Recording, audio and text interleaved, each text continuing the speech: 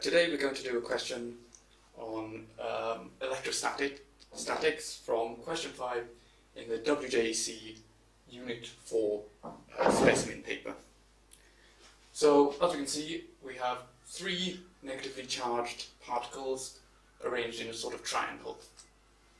So, the first question asks you, at point P, draw the electric fields due to the 3 particles. So what you really need to notice is that they're all negatively charged. So a positive test particle will be drawn towards them. Therefore, all our arrows that we're going to draw are going to be pointing towards the particles.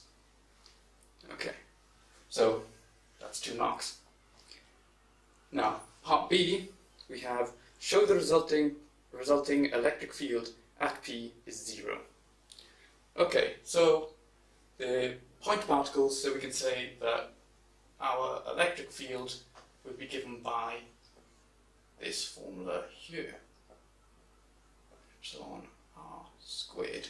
They also give you in the question that 1 over 4 pi epsilon naught is equal to 9 times 10 to the 9 per farad meter. Okay, so to begin with, we'll do the easy component first, which is the vertical. So, vertical. So, we know that these, in the vertical direction, they're both 4 centimeters apart from P, and they have exactly the same charge. Therefore, this is going to be pulling up with the same strength that this one is pulling down. Therefore, 2 components,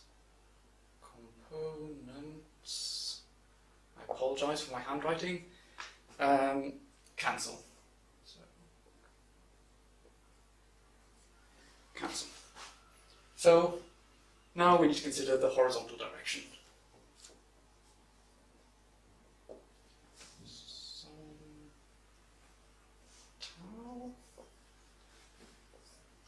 Right, so first off, let's consider the field from this particle, which I'm going to call 1.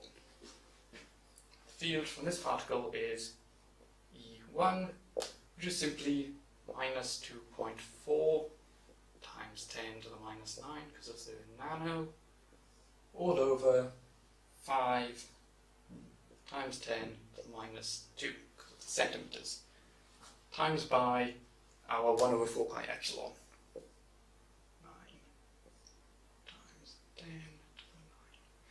Nicely, these can cancel down.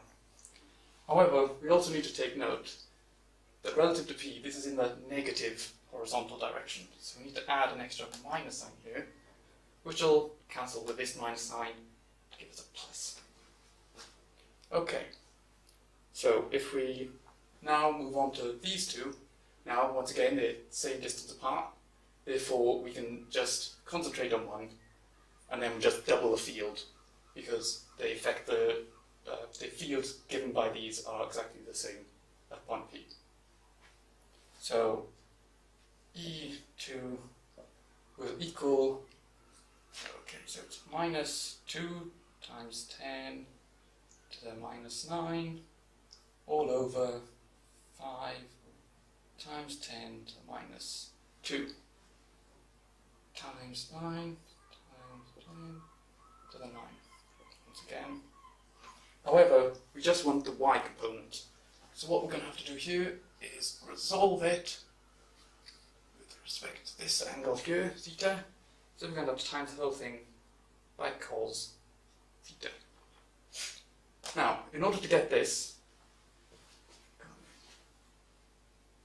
we remember that the cos theta is equal to the adjacent hatch over the hypotenuse. Okay, so we know what the hypotenuse is, it's going to be 5. The adjacent can be worked out using Pythag. So if you can see here, it's a 3, 4, 5 triangle. So here we know that cos theta is equal to 3 over 5. So we can replace this cos theta in here with 3 over 5. Now, to get E total in the horizontal direction, we simply add E1 plus 2 E2. Now, plugging that into your calculator, you'll get 8640 for E1 plus 2, and then minus 4,320 newtons per coulomb. And you can see that this is half of that, therefore it equals 0. Can you see that? So the next part of the question is easier. Calculate the electric potential. So the electric potential is simply given by Q over 4 pi epsilon naught R. And unlike the electric field, this is a scalar, so we don't have to resolve in components.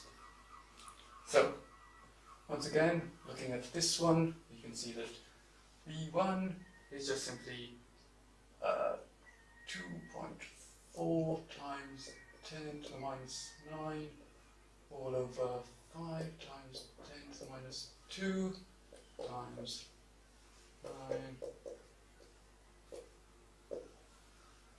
Okay, which will give us minus 432 volts. Similarly, if we look at V2, we will similarly, instead of having 2.4 up here, we'll have 2, and we can plug that into our calculator and we find volts. So V total is simply the sum of V1 plus 2V2, which is equal to minus 1,152 volts. Right, so final part of this question is an electron starts to accelerate from rest at point P. Calculate the speed when it arrives at another point where the potential is minus 200 volts. So this, let's assign this area for this question. So this is just a conservation of energy question. So the change in our potential energy needs to equal the change in our kinetic energy. And we know that it starts from rest, so the initial kinetic energy is 0. So we can write that the delta KE is simply given by half m the electron v squared. Right. Now for a charged particle in a electric field, we know that the potential energy is given by QV. Therefore, the change in kinetic potential energy is going to be the change in our potential, which is going to be the potential energy is going to be the charge of an electron times V final, which is minus 200 volts, minus V final, which is what we just calculated. 152. Right. Actually, before we put in these numbers, we should actually rearrange these equations. So we have a half MEV squared is equal to the charge of V final minus V initial. In fact, to make things a bit clearer, I'm going to use U for the speed. Rearranging this, we get U squared is equal to 2e v final minus v initial all over the mass of an electron. Plugging in our numbers and taking the square root, we find that U is equal to